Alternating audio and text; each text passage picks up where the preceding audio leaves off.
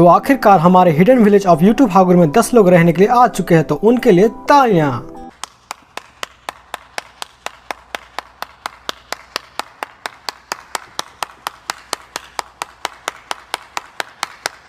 और अगर तुम लोग अगर किसी को जानते हो जो कि हमारे हिडन विलेज में रहना चाहते हैं तो उन्हें भी यहाँ का रास्ता बता दो। ओके।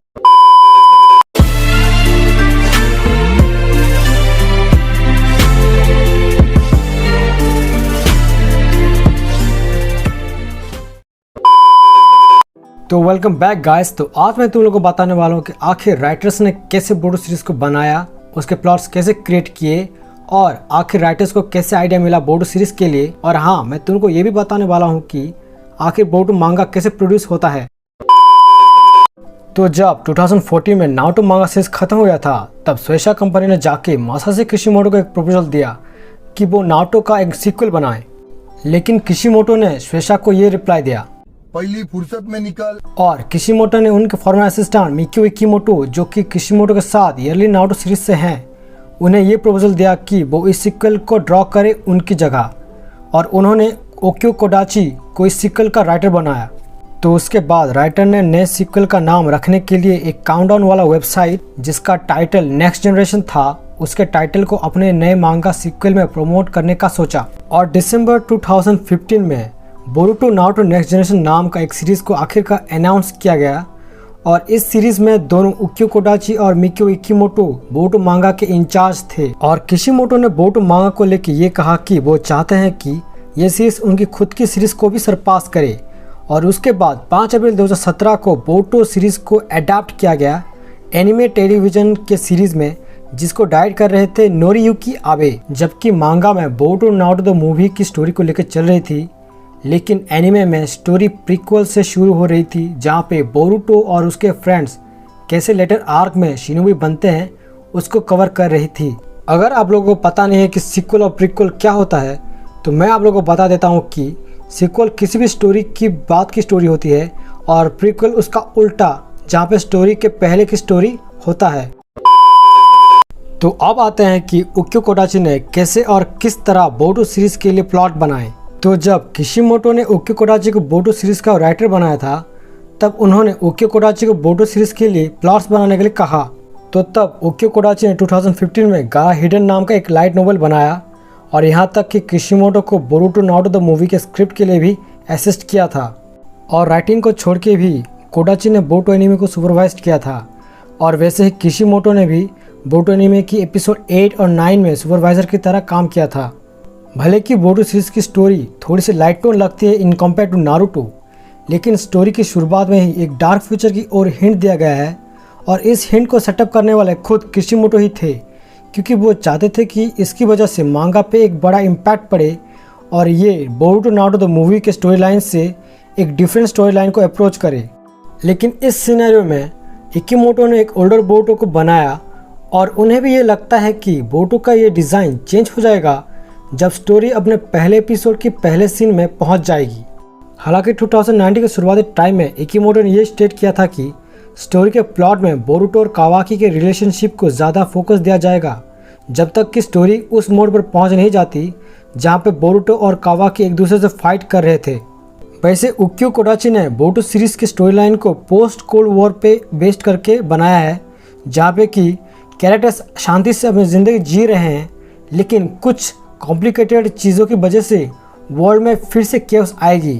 और वैसे भी किशिमोटो ने ये अच्छे से नहीं बताया है कि आखिर नारुतो या फिर अदर इम्पोर्टेंट कैरेक्टर्स मरेंगे या नहीं, लेकिन उन्होंने ये कहा है कि अगर इस तरह की कोई इंटरेस्टिंग सिचुएशन बनती है तो वो बोरुटो सीरीज़ के राइटर को फ्रीडम देते हैं कि वो स्टोरी को अपने हिसाब से लिख सकें। तो तुम लोग समझ रहे हो? No, God, please, no, no, no. तो मैं तुम लोगों से कुछ पूछना चाहता हूँ कि क्या तुम लोग मुझे इंस्टाग्राम और ट्विटर पर फॉलो करते हो? अगर नहीं करते तो तुम लोग क्या कर रहे हो यार, कर लो। ओके। तो अब बात करते हैं कि आखिर कोडाची को आइडिया मिला कैसे बोरुटो सीरीज के लिए। तो कोडाची ने ये एक्सप्लेन किया था कि बोरुटो सीरीज में ज़्यादा साइंस फिक्शन होने वाला है एज़ कम्पेयर टू नारुतो। और इस चीज़ के लिए कोडाची अपने फादर से इन्फ्लुएंस हुए, जो कि एक फिजिशियन हैं। स्टोरी में निंजुत्सु और टेक्नोलॉजी को एक साथ मिलाने के लिए कोडाची एक साई-फाई से इंस्पायर्ड थे, जो कि एक आरपीजी या रोल प्लेइंग गेम है। तो किशिमोटो ने इकिमोटो से कहा था कि वो नारुतो सीरीज के आर्ट स्टाइल की जगह अपने खुद के आर्ट स्टाइल को यूज़ करे, और इस चीज़ से इकिमोटो भी एग्री करते थे और काफ़ी ऑप्टिमिस्टिक भी फील करते थे। हालांकि इकिमोटो को ये पता था कि लॉन्ग टाइम फैंस इस चीज़ से डिसअपॉइंट होंगे कि बोटो सीरीज़ को किशिमोटो ड्रॉ नहीं कर रहे। फिर भी इकिमोटो ने ये स्टेट किया कि वो अपना बेस्ट देंगे इस मांगा को बनाने के लिए।